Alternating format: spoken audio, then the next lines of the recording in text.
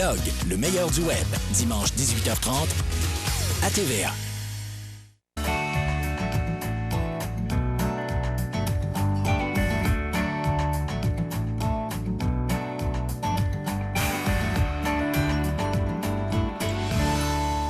Il est 7h16, on est content de vous savoir là ce matin et nous, on est content d'être là, salut, bonjour, pour vous accompagner dans ce qui sont sans doute vos dernières journées de vacances des fêtes. Ouais. Les gens viennent au travail tranquillement, mais il y en a encore beaucoup en congé, profitez-en. Ouais.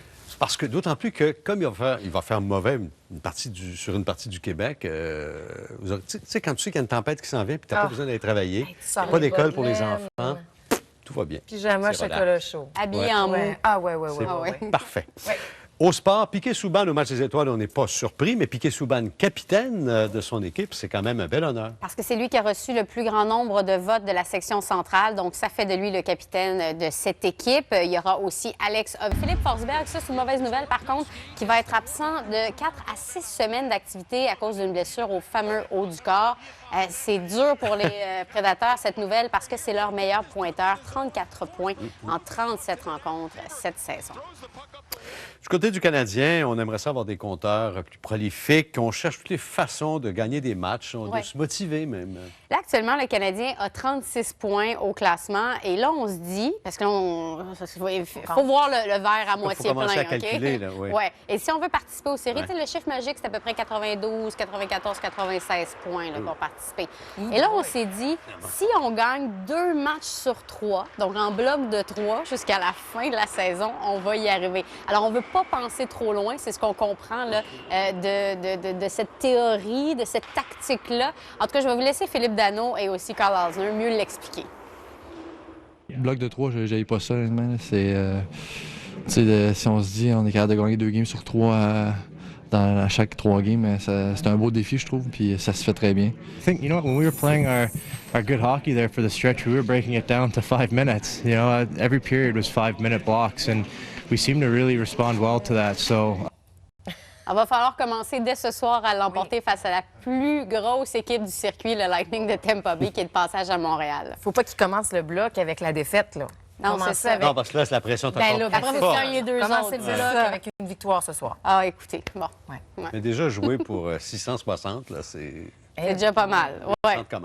Ça va bien pour Jonathan Marchessault? Garçon de Cap-Rouge, qui a connu une belle carrière jusqu'à maintenant dans la LNH, mais là, vraiment a été récompensé. Il a joué avec les Lightning de Tampa Bay. La saison passée était le meilleur buteur des Panthers et malgré tout, on l'a soumis on l'a libéré pour qu'il soit disponible pour le repêchage d'expansion. Et les Golden Knights de Vegas ont dit « Ah ouais, il est libre, lui!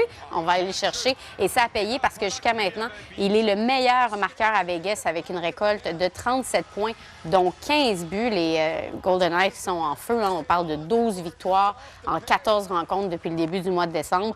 Donc, comment on l'a récompensé? Eh bien, un beau contrat. On parle ici de 6 ans et 30 millions de dollars pour le Québécois. Bien mérité, d'ailleurs. Bien, bravo, on est content pour lui. On va gâter sa famille. Oui. Quand il a été libéré, là, à Montréal, non? Ah, écoute, parle-moi pas là-dessus. On va parler... Je peux te donner une minute si tu sais. Non, parlons de culturel. La Marc Bergevin et ses décisions. Parlons de la moto de John Lennon qu'on pourrait acheter, qu'on pourra acheter. Si tu veux, on en parle dans 3 minutes et quart, Georges. Parce que je sais que tu veux l'acheter. Je sais que tu veux vraiment l'acheter, que tu es un fan de John Lennon. Mais avant, on va parler de chicane. Okay. On va parler un peu de chicane entre Billie Joe Armstrong, en fait, entre Green Day et les fans, les supporters de Donald Trump. En fait, ce qui est arrivé, c'est que hier, concernant ces fameux tweets-là pour le leader de la Corée du Nord avec « Mon bouton est plus gros que le tien, puis je suis plus fort que toi, puis mon père est plus fort que toi. » Tellement on ne se vante pas d'avoir des gros boutons. Tu sais. Non. Surtout à l'adolescence. Mais lui, étant donné qu'il s'est fait agacer avec des petites affaires, là, tout ce qui est gros Donald Trump, là, il appuie là-dessus, puis il continue là-dessus. Mais bon, Billie Joe Armstrong a donné pour de l'an parce que Nielsen, donc, qui est un outil de mesure pour la musique, les diffusions, les demandes spéciales, les ventes d'albums, c'est pour la première fois de l'histoire que le hip-hop dépasse le rock, mais de beaucoup, là. Et on a gagné parce que dans le top 10 des artistes, on peut voir 8 sont issus du monde hip-hop, R&B, versus donc 2 seulement pour autres que ce monde-là. Et on parle ici de Taylor Swift et de Ed Sheeran. Et ça se reflète aussi, notamment pour la production de Coachella, pour les artistes qui sont là. Hier, un gros festival et de rock et d'autres musiques, avec comme tête d'affiche Eminem, Beyoncé et donc The Weeknd. Qu'est-ce qui se passe avec Amy Winehouse? Amy Winehouse, Dieu est son âme et son père est son fantôme. C'est ce qu'on pourrait dire. Son père a dit que le fantôme de sa fille vient le visiter fréquemment au pied de son lit. Il peut distinguer le visage de son père aussi. Il est donc hanté par sa fille. Et il dit que c'est très réconfortant et que c'est très rassurant, qu'il n'y a aucun problème avec ça. Hey, boy. Moi, si jamais le fantôme d'Amy Winehouse, ça se promène dans la chambre à son père, c'est parce qu'il doit des excuses. Vous regarderez l'excellent documentaire Amy qui est sorti, qui avait gagné un Oscar d'ailleurs. Cette petite fille-là n'a pas eu facile avec son papa et qui continue encore, je trouve, à sortir ces nouvelles-là. Je trouve ça un petit peu difficile. Ouais. Quelle tristesse. Ouais. Puis finalement, la moto, là, ta combien moto. ça coûte? Bon, cette moto-là coûte 51 canadiens. 51 000 canadiens. Voilà. Ben, c'est une petite mini-moto. C'est une mini Honda Monkey Trail 1969. Oui. John Lennon s'est promené là-dessus, donc, de 1969 jusqu'à 71. Et là, maintenant, elle est à vente. Il faut dire que le propriétaire l'a gardée pendant toutes ces années-là. Et c'est maintenant le site H&H Classics qui la vend à compter du 4 mars, 30 000 livres.